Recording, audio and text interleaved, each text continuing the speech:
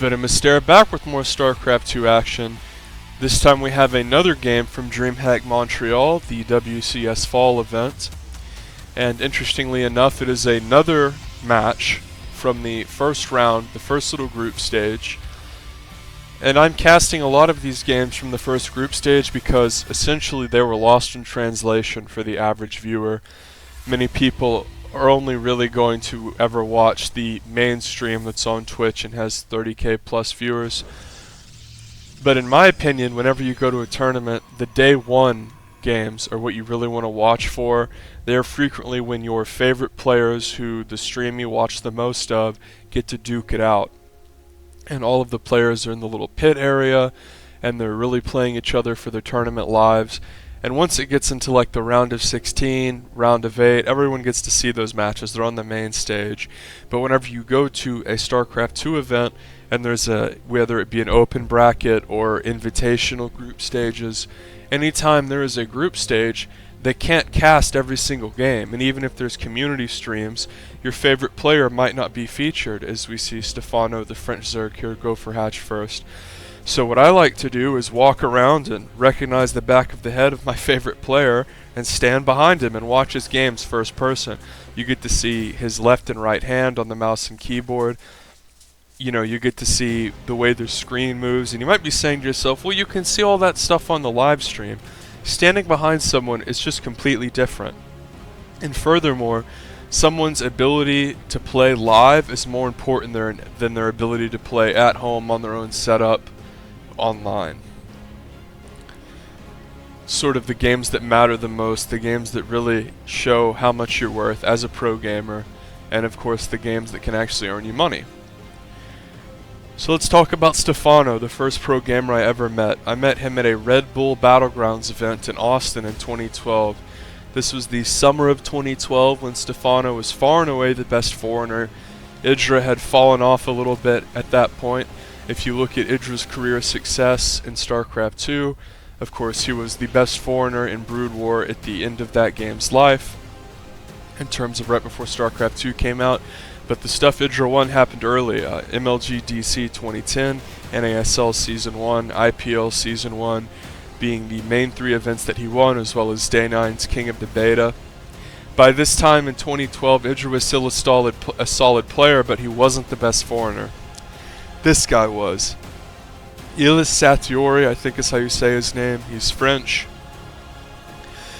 And this was a party boy who was basically training to be a doctor, but was just an infallible macro Zerg, famous for his insanely good Zerg versus Protoss, in which he popularized a couple different styles, the double upgrade Ling Infestor into Broodlord, which of course became the de facto best style in that time period, but Stephano was the one who actually popularized it and perfected it.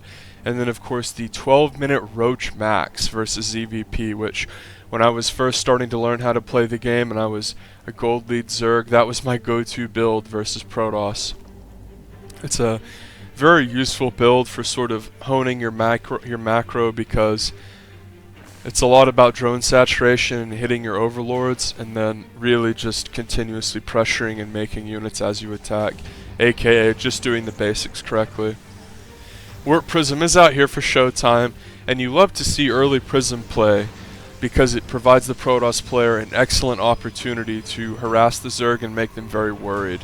2 Stargate play is going to be the choice for Showtime, as he has an Adept strolling around the corner of his base to check for Nidus Worm, which the buff Nidus Worm, now that Zergs have really started to use it more and really master it as a technique, it is just absolutely infuriating to play against.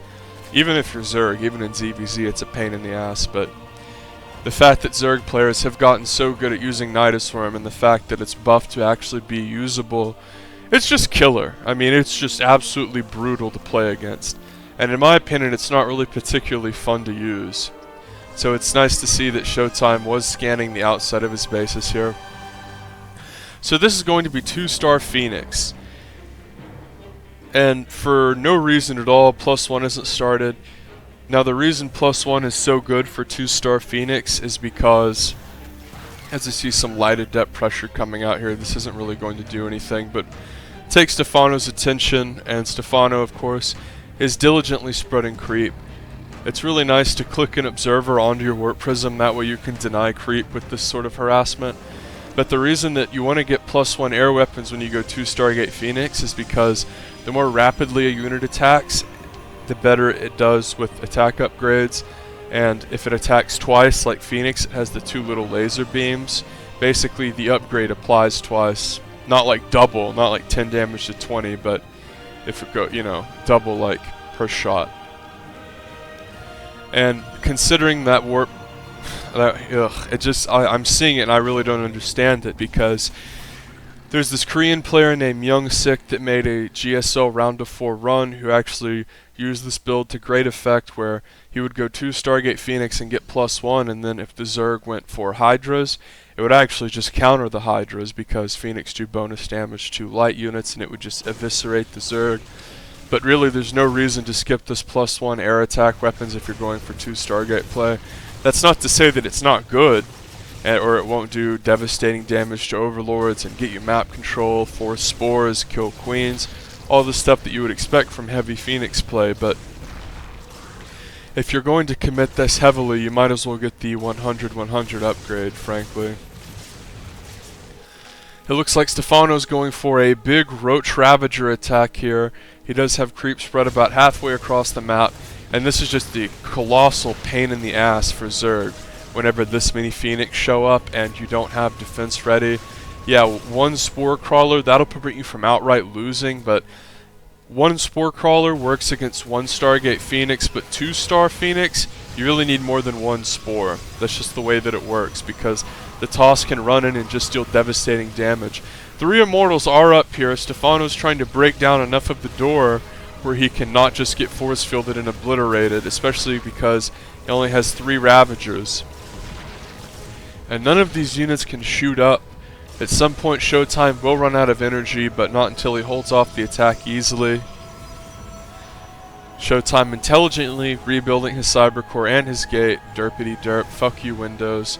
That's what happens when you're an old head and install Windows 7 into your recently built computer. And when I say recently, I mean like a year and a half ago or something, but fuck Windows 10. Fuck hitting the start button, typing something in, and the things that it suggests are ads from the internet. What a disgusting operating system Windows 8 and 10 are. I mean, 8 is a laughing stock, but the fact that they had years to develop 10 and it's basically just as bad is pretty repulsive.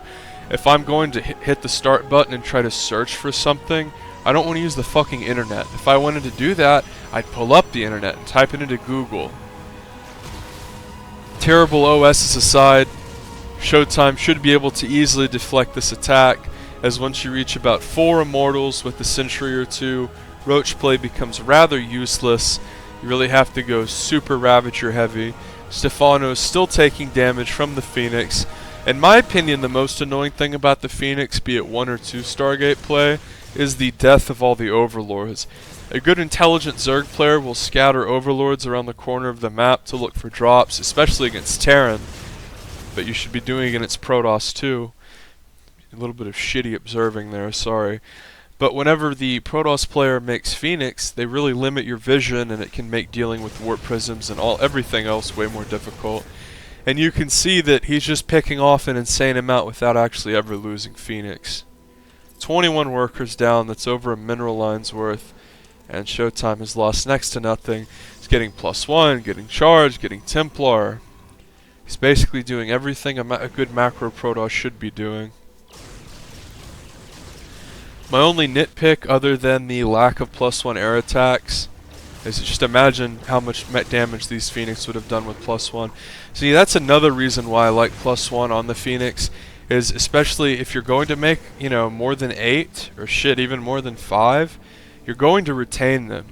You know, there's really not anything that Zerg can do to catch your Phoenix, aside teching all the way up to Infestor, which literally can't happen until several minutes after your Phoenix attack hits, or going Viper and pulling them, but even that's not very good. So unless you fight straight up with your Phoenix, which you're really never going to do, you're going to have a hard time losing them. And we can see multiple spores are out here.